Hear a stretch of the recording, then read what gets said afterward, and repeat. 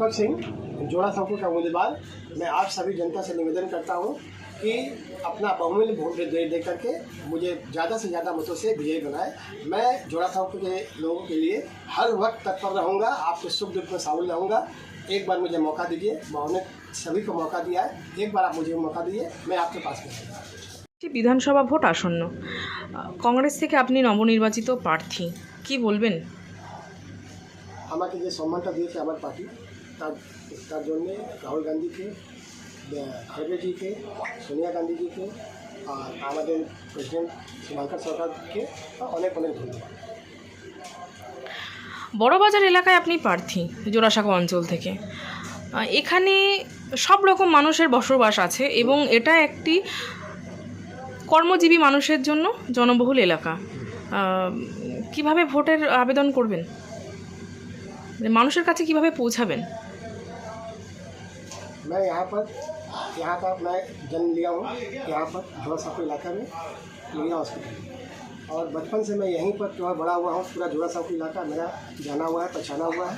और 1983 से NSY के माध्यम से मैं यहाँ पर छात्र राजनीति में आया। उसके बाद में कांग्रेस सेवा दल का यहाँ का अध्यक्ष बना पश्चिम बंगाल का। आज मैं यहाँ सचिव हूँ पश्चिम बंगाल का। तो पूरा बड़ा बाजार हमारा घुरा हुआ है, और यहाँ के व्यवसायी लोग जो है, यहाँ पर मजदूर है, रिक्शा वाले हैं, ठेला वाले हैं, सभी से मैं परिचित हूँ। उनके सुख दुख में मैं लगभग 40 साल से राजनीति में मैं जुड़ा हुआ हूँ, और ज़मीनी स्तर का मैं कार्य करता हूँ। तो मुझे लगता है कि मैं उनका सुख दुख के बारे में बहुत अच्छा तरह जानता हूँ, और जो भी उनके कठिनाई होगा उसके लिए मैं तत्पर रहूँगा। কংগ্রেসকেই মানুষ ভোটটা কেন দেবে? कांग्रेस ज़मीनी स्तर के जो लोग हैं उनके लिए सोच रही है। राहुल गांधी जो है, जो नीचे तबके के लोग हैं उसके लिए सोच रही है। जिस तरह से मोदी जी जो है पैसे वाले के लिए सोचते हैं, बड़े बड़े लोगों के लिए सोचते हैं, अंबानी अडानी के लिए सोचते हैं, लेकिन कांग्रेस पार्टी जो है ज़मीनी स्तर के जो मजदूर है, किसान है, इनके लिए सोचती है। जो यहाँ के स्टूडेंट है उनके लिए हम लोग सोचते हैं। तो हम लोग जो अगर जीत करके आएंगे तो हम लोग उनके लिए सोचेंगे, ज़मीनी स्तर के लोग उनके लिए हम लोग सोचेंगे।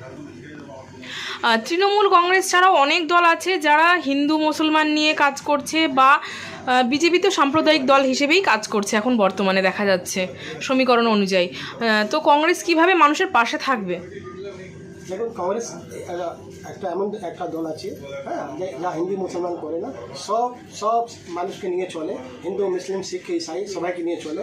এটা আমাদের আইডিওলজি के হিসাবে আমরা সবাইকে নিয়ে চলি।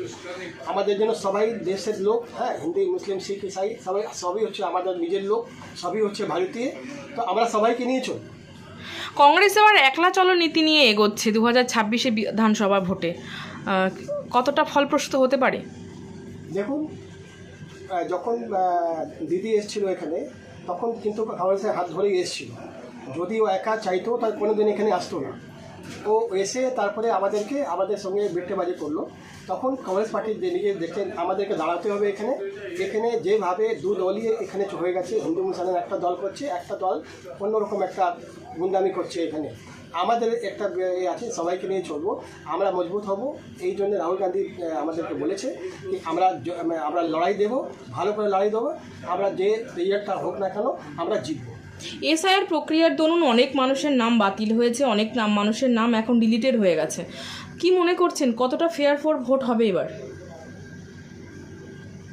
আমি এই আবেদন করব ইলেকশন কমিশনকে। ও তো ইলেকশন কমিশন মানে হয়ে যাচ্ছে বিজেপি কমিশন। হ্যাঁ, ওদের সামনে আমরা কি বলবো? হ্যাঁ, ওরা তো খুব একটা ফেয়ার ইলেকশন করবে না, যেটা আমি মনে করি। আর তারপরে যাদের লিস্টে নামটা কেটে গেছে, আমরা এটা আবেদন করব ওনাকে, ইলেকশন কমিশনকে, তাদের নামটা, যারা জেনুইন লোক আছে তাদের নামটা ভোটার লিস্টে থাকুক। যারা বাইরের লোক আছে, যারা জেনুইন নেই, তাদের নামটা কাটা হোক, আমাদের কোনো আপত্তি নেই। রাহুল গান্ধী বলেইছিল কি এসআইআর নিয়ে আমাদের কোনো প্রবলেম নেই, কিন্তু যাদের জেনুইন লোক আছে তাদের লিস্টে নাম থাকা উচিত। আপনি এই জোড়াসাঁকো এলাকা থেকে জিতলে আপনি কী রকম উন্নয়ন করতে পারবেন বলে মনে করছেন, বা মানুষ কি চাইছে আপনার কাছ থেকে?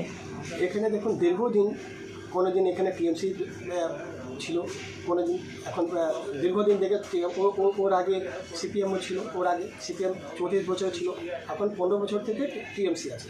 তো টিএমসিকেও দেখেছে, সিপিএমকেও মানুষ এখানে দেখেছে। এবার কংগ্রেস পরিবর্তন চাইছে। কংগ্রেসের লোক এখানে অনেক কিছু কাজ করেছে। বিধানচন্দ্র রায় যখন এখানে সিএম ছিল অনেক কিছু কাজ করেছে। আমরা ওইভাবেই চলবো, যেভাবে বিধান রায় এখানে কাজ করেছিল সেইভাবে আমরা এগোবো। মহিলা সুরক্ষা কতটা নজরদারি করতে পারবেন বলে মনে করছেন? অনেকটাই।